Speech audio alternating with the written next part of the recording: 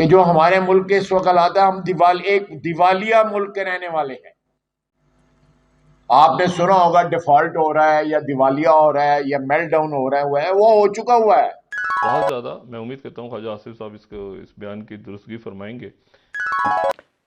दिवालिया इसलिए कि हमारा सारा सरमाया जाया हो गया। कहाँ देखिए एक डिफॉल्ट मुल्क में रह रहे हैं। नाज़रीन, 1947 में पाकिस्तान जिंदाबाद के नारे लगाए जाते थे, लेकिन अब पाकिस्तान की आवाम जो नारे लगा रही है वो ये है कि भाग जिंदा पाकिस्तान से, चाहे इंडिया ही क्यों ना जाना पड़े।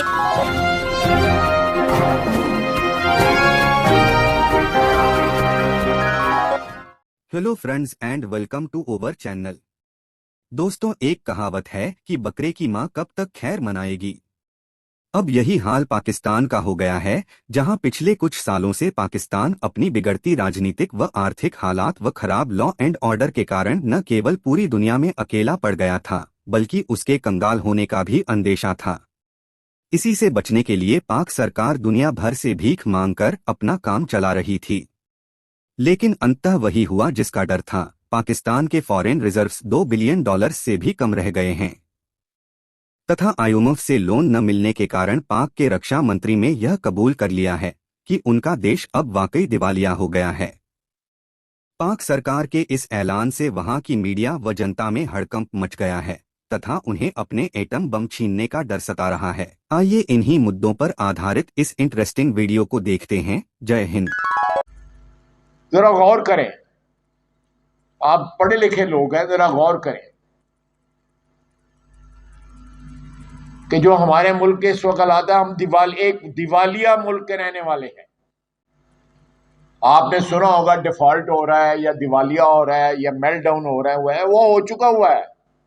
हमें 200-300 मिलियन डॉलर के लिए मैंने खुद देखा है मिन्नतें करते हुए अपने हुक्मरानों को। मैं उनके साथ होता हूं, खुद मिन्नतें करते देखा है।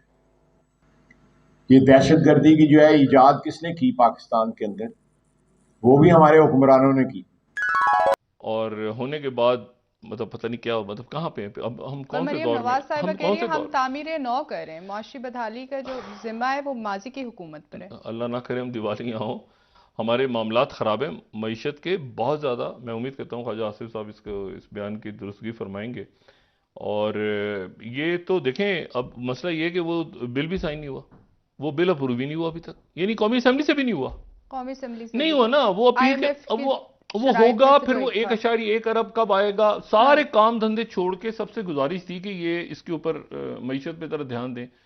वो अगले हफ्ते चला गया है। अब असेंबली से भी अगले हफ्ते अगली फिगर्स आएंगी तो वो पता नहीं कहां पे आपके जखायर पड़े होंगे। यानी छोड़ दिया, सबने लगा हाथ पैर छोड़ के बैठ गए हैं, क्योंकि वो उन्होंने ये भी कंडीशंस ली हैं कि दिए हैं कि जी आप जो है वो दूसरे मुल्कों से गारंटी लेके दें कि दूसरे मुल्क आपको पैसा देंगे नहीं देंगे। उसके ऊपर भी क्या कोई काम कर रहा है? भाई आप जो दौरे कर रहे हैं इतने सारे, म्यूनिक सिक्योरिटी कॉन्फ्रेंस इधर उधर ऐसी ऑफिस, क्या कोई ये बात कर रहा है या नहीं कर रहा? ये एक सवाल है ना। अब मुझे बताएं कि वहां पर म्यूनिक सिक्योरिटी कॉन्फ्रेंस जो है वहां पर ये पीछे से स्टेटमेंट आ गई और डिफेंस मिनिस्टर की, तो वहां पे क्या ये है कि लोग जो है सख्त सदमे की हालत में है पूरा मुल्क, और जो आदमी जहां कहीं मिलता है वो शॉक की कैफियत में है और किसी की समझ में कुछ नहीं आ रहा। और इनको एक काम है, फलां को पकड़ लें, फलां को पकड़ लें। आज जजों की सिक्योरिटी वापस ले ली नहीं, मगर ये आप बताएं, आप 60 गाड़ियां बुलेट प्रूफ वो जरा के पास है।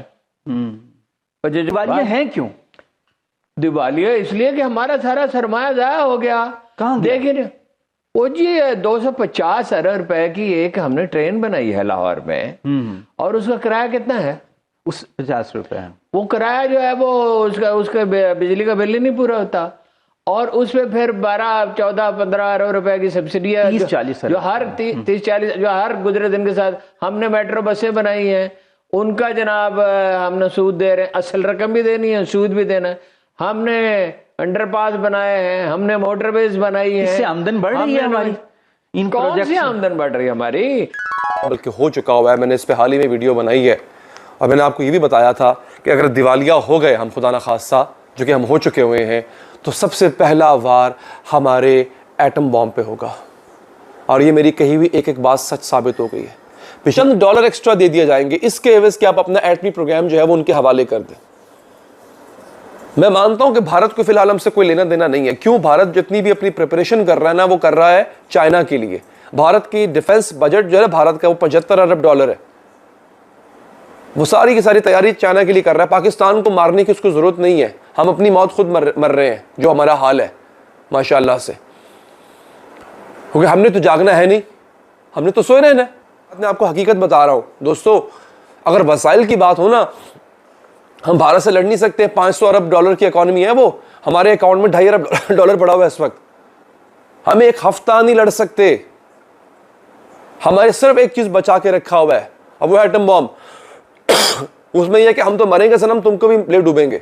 हम तो डूबेंगे सनम, तुमको भी ले डूबेंगे। अबे मारोगे, हम बटन दबा देंगे भाई, तुम भी जाओ, हम तो जाएंगे, तुम भी जाओगे भाई। इसी डर ने इंडिया को बाज रखा हुआ है, और वो भी अगर हमने दे दिया, हमें तो कच्चा खा जाएगा। हमसे कई गुना बड़ा मुल्क है भाई, 1.5 अरब की आबादी है, दुनिया की सबसे बड़ी फौज है उसके पास तादाद के लिहाज से। डिफेंस बजट उनका 75 अरब डॉलर है, हमारे कुल असासे 2.5 अरब डॉलर के हैं। वो खा जाएगा। नाज़रीन, पाकिस्तान के डिफेंस मिनिस्टर ख्वाजा आसिफ ने एक बहुत बड़ी स्टेटमेंट दी है कि पाकिस्तान डिफॉल्ट हो चुका है और हम एक डिफॉल्ट मुल्क में रह रहे हैं। नाज़रीन, 1947 में पाकिस्तान जिंदाबाद के नारे लगाए जाते थे, लेकिन अब पाकिस्तान की आवाम जो नारे लगा रही है वो ये है कि भाग जिंदा पाकिस्तान से, चाहे इंडिया ही क्यों ना जाना पड़े। इससे अच्छा तो वो मूंदी है, यकीन माने उसके लोग उसे कैसे मानते हैं और वो कैसे अपने लोगों के साथ संसेर है। मोदी, हमें मोदी मिल जाए, हमें तो नहीं नवाज शरीफ चाहिए, ना बेनजीर चाहिए, ना हमें इमरान खान चाहिए, कोई भी नहीं, जनरल मुशर्रफ भी नहीं चाहिए। हमें सिर्फ प्राइम मिनिस्टर मोदी चाहिए जो इस मुल्क के टेढ़ों को सीधा करे। उनका मीडिया ना वफादार है इंडिया के साथ। अच्छा। हमारा मीडिया वफादार नहीं है, ये बात माने आप। पता नहीं आप लगाती हैं ये बात कि नहीं? मैं लगाऊंगी। आपने बात लगानी है। देखें, उसकी वजह ये, उनका जो मीडिया ना कभी भी अपनी पोएटी नहीं दिखाता। अगर तुम मोमिन रहोगे तुम सर बुलंद रहोगे, अगर तुम मोमिन नहीं होगे तुम जलील होगे। आप चेक कर लें, हम जलील हैं कि हम सर बुलंद हैं। हम मोमिन नहीं हैं, हम मुनाफिक हैं। अभी रिसेंटली आप इंडिया से दोस्ती कीजिए, आपका चिकन भी सस्ता हो जाएगा, आपके टमाटर, प्याज, आलू, ईच एंड एवरीथिंग, हर चीज़ सस्ती हो जाएगी। अगर अभी भी अना, अपनी जो झूठी अना है, इसे झूठी अना कहते हैं, ये झूठी अना को अभी भी ख़त्म करें, इंडिया के साथ दोस्ती कर लें। वो बड़ा भाई है, मान लो, वो बहुत बड़ा है आपसे।